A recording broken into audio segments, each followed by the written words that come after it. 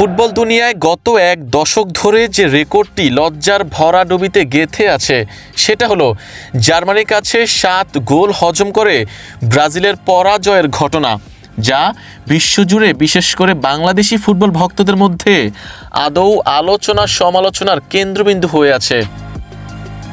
তবে আর্জেন্টিনার ইতিহাসেও যে কিছু দুঃস্মৃতি আছে সেটি হয়তো অনেকেই জানেন না। সময়টা ১৯৭০।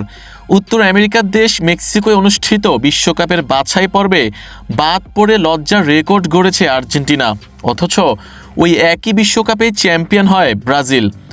ফুটবলের ইতিহাসে আর্জেন্টিনা বাছাই পর্ব থেকে বাদ পড়ে সেবারই রেকর্ড গড়েছিলেন। এখানেই শেষ নয়, ফিফা বিশ্বকাপের ইতিহাসে আর্জেন্টিনা মোট ৪ বার গ্রুপ পর্ব থেকে বিদায় নিয়েছে।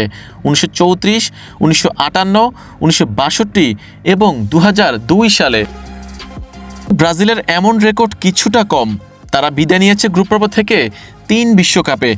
যদিও ১৯৩৪ সালে দুদলই যৌথভাবে গ্রুপ পর্ব থেকে বাদ পড়েছিল, তাতেও ভরাডুবির গল্প শেষ হয়নি আলবিসেলেস্তেদের।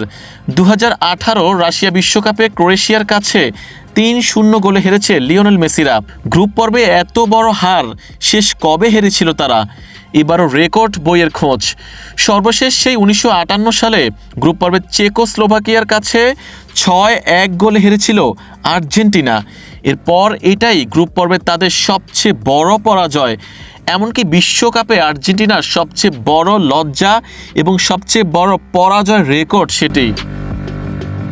অথচ সেই চেকোস্লোভাকিয়া দেশটি এখন আর পৃথিবীর মানচিত্রে নেই। পৃথিবীর মানচিত্র কতটা বদলে গেছে সেটি আর বলার অপেক্ষা রাখে না।